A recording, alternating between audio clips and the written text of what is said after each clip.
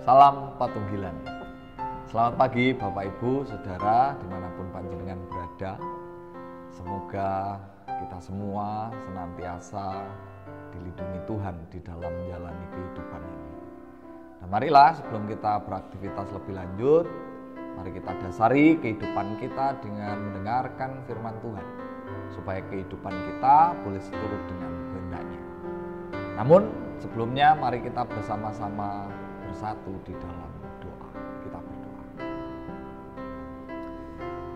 Di pagi hari yang indah, yang penuh dengan sukacita ini ya Tuhan, karena Engkau melindungi kami sepanjang kami beristirahat di malam hari.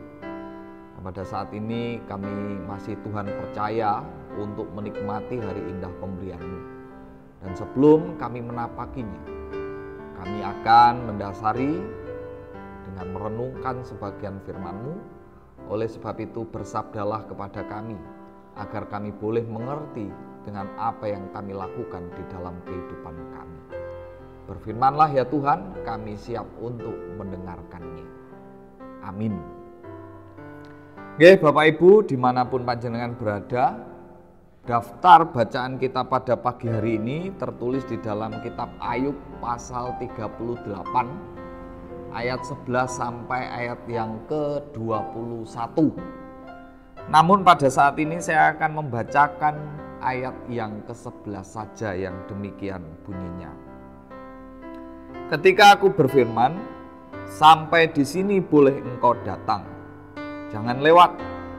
Disinilah gelombang-gelombangmu yang congkak akan dihentikan. Bapak Ibu Saudara,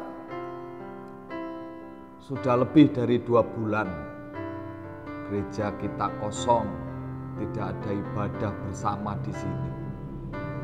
Dan juga sampai sejauh ini grafik penyebaran virus corona itu masih terus meningkat. Bahkan di berbagai daerah warnanya sudah mulai menghitam. Nah, di tengah kondisi yang demikian, mungkin ada di antara kita yang bertanya, sampai kapan pandemi corona ini akan terus berlalu? Mungkin juga ada yang meronta, ada yang menjerit, protes kepada Tuhan. Kalau seperti ini, bagaimana kita bisa merasakan kehidupan yang penuh sukacita di tengah pandemi corona? Mungkin juga ada yang bertanya, kalau seperti ini gereja akan terus kosong, padahal banyak yang rindu untuk beribadah bersama. Kenapa Tuhan mengizinkan semuanya ini terjadi? Mungkin pertanyaan-pertanyaan itu muncul di dalam pikiran kita. Nah, Bapak Ibu, di tengah kondisi yang demikian, sesuai dengan bacaan kita, mari kita bersama-sama melihat kisah Ayub. Nah, dalam cerita Ayub, Tuhan mengizinkan iblis mencobai Ayub. Tuhan mengizinkan kesengsaraan menimpa Ayub. Anak-anaknya mati, istrinya meninggalkan dia, hartanya habis, bahkan dia harus menderita penyakit yang membuatnya harus duduk di atas abu seperti pengemis. Nah, dalam kondisi seperti itu, Ayub juga berkeluh kesah, sempat protes karena dia saleh. Karena dalam pemikiran Ayub, orang saleh itu seharusnya hidupnya makmur. Seharusnya orang saleh itu kehidupannya diberkati. Dan seharusnya orang saleh itu kehidupannya tidak menderita. Nah, tetapi mengapa Ayub yang dalam kehidupan saleh harus menderita? Tuhan itu tidak adil. Itulah yang dipikirkan Ayub. Dan mungkin pola-pola pemikiran seperti itu juga kadang ada di pikiran kita. Nah, sahabat Ayub, Elifas, Bildad, dan Sobar berusaha mencari letak kesalahan Ayub. Adakah dosa yang dilakukan oleh Ayub. Dan ini, apa yang dilakukan oleh sahabat Ayub ini, membuat batin Ayub kian perih, juga semakin bertanya dalam hati, apakah dia juga sungguh orang yang berdosa. Nah, hal yang menarik yang perlu kita perhatikan Bapak Ibu, bagaimana reaksi Tuhan. Nah, sejauh ini Tuhan diam. Ketika Ayub berkeluh kesah sedemikian rupa, ketika sahabat-sahabat Ayub membicarakan tentang Ayub kenapa begini, begitu, dan seterusnya, tetapi Tuhan diam. Bahkan Tuhan mengizinkan Ayub berkeluh kesah sampai dengan pasal yang ke-37. Nah, dalam pasal 38 bacaan kita barulah kita di sini melihat Tuhan datang di dalam badai dan berbicara kepada Ayub. Seperti halnya apa yang tertulis di dalam ayat yang ke-11. Sampai di sini boleh engkau datang, jangan lewat. Disinilah gelombang-gelombangmu yang congkak akan dihentikan. Nah, selanjutnya Tuhan mencecar Ayub dengan berbagai pertanyaan. Seperti halnya yang tertulis di dalam ayat 12-21. Pernahkah dalam hidupmu engkau menyuruh datang dini hari atau fajar? Kau tunjukkan tempatnya untuk memegang ujung-ujung bumi. Engkaukah yang turun sampai ke sumber laut atau berjalan-jalan melalui dasar samudra raya? Apakah pintu gerbang maut tersingkap bagimu?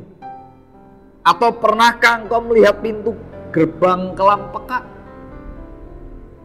Dan yang ayat yang terakhir, di manakah jalan tempat kediaman terang dan di manakah tempat kegelapan? Nah, pertanyaan-pertanyaan yang disampaikan Tuhan kepada Ayub ini Bapak Ibu, sebetulnya Tuhan ingin menunjukkan ada hal-hal yang tidak bisa dijawab oleh Ayub. Tuhan ingin menunjukkan bahwa ada banyak hal yang tidak terpecahkan oleh akal pikiran manusia. Sehingga pola pemahaman orang saleh pasti makmur dan orang saleh pasti diberkati, seperti apa yang dipikirkan Ayub, sepenuhnya tidaklah tepat. Karena dibalik semuanya itu ada rahasia Tuhan. Sehingga dibalik penderitaan yang dialami oleh Ayub, ternyata dibalik semuanya itu juga masih ada misteri kehidupan yang jauh lebih besar dan lebih luas daripada jangkauan akal budi manusia untuk memahami serta merumuskannya. Semestinya orang percaya menyadari bahwa kita manusia itu memiliki keterbatasan. Dan sebaliknya di sisi lain ada pribadi yang tidak terbatas. Ada pribadi yang sempurna, ada pribadi yang maha kuasa, yaitu Allah. Nah, Bapak Ibu Saudara, di tengah pandemi yang kita rasakan bersama, mungkin Allah juga diam, seperti dalam kisah Ayub. Tetapi bukan berarti dia tidak melihat. Bukan berarti dia mengabaikan, dia mengacuhkan. Akan tetapi kita harus percaya bahwa Tuhan tetap bekerja. Tuhan tetap mengamati. Dan Tuhan pun siap memberikan jalan untuk memberikan jawab tepat pada waktunya. Nah, dalam kesulitan hidup yang kita alami melalui kisah Ayub ini ada sebuah pelajaran yang berharga mengenai iman. Yaitu bagaimana kita mempercayakan segala sesuatunya kepada Allah yang Maha Kuasa. Karya-karyanya yang melampaui akal pemikiran kita dan hikmatnya tidak bisa kita selami seutuhnya. Untuk itu saat ini di tengah kondisi yang sedemikian rupa pandemi corona yang masih terus berlangsung dan kita tidak tahu itu kapan berakhirnya. Pada saat ini kita perlu untuk rendah hati dan mau tetap berserah kepada Tuhan meski banyak hal yang tidak bisa kita jawab. Kita perlu menenangkan diri, kita perlu bersabar, kita perlu menunggu, dan juga kita perlu menanti.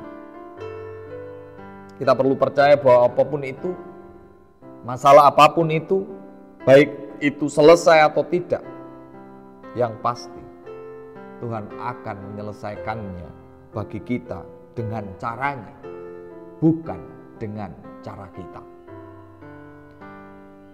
Hari ini Bapak Ibu Saudara, kita belajar merendahkan hati.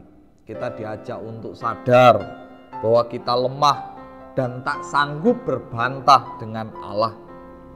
Jadi sebaiknya janganlah kita banyak berkeluh kesah. Janganlah kita sekali-kali memprotes Allah. Sebaiknya kita menyerah, kita tunduk dan berserah kepada Allah. Tetapi jangan hanya pasrah, tetapi kita harus datang dan mendekatkan diri selalu kepada Allah. Kiranya Bapak Ibu, firman Tuhan ini menyadarkan kita bahwa kita selaku orang percaya haruslah senantiasa mempercayakan segala sesuatunya kepadanya, yaitu Tuhan yang Maha Kuasa. Amin. Mari kita berdoa. Sungguh kami bersyukur ketika di pagi hari ini Engkau telah menyapa kami melalui firman-Mu. Biarlah ya Tuhan, apa yang kami dengar pada pagi hari ini boleh mendasari dan dapat kami lakukan di dalam kami menapaki hari-hari indah pemberian-Mu ini. Sehingga dengan demikian kehidupan kami boleh seturut dengan kehendak-Mu. Dan juga aktivitas kami sepanjang hari ini kami juga serahkan seutuhnya ke dalam tangan kuasa-Mu ya Bapa. Biarlah Engkau senantiasa menaungi kami, membersamai kami dan memberkati kami, agar seluruh aktivitas yang kami lakukan sepanjang hari ini boleh menjadi saluran berkat Tuhan yang mengalir di dalam kehidupan kami.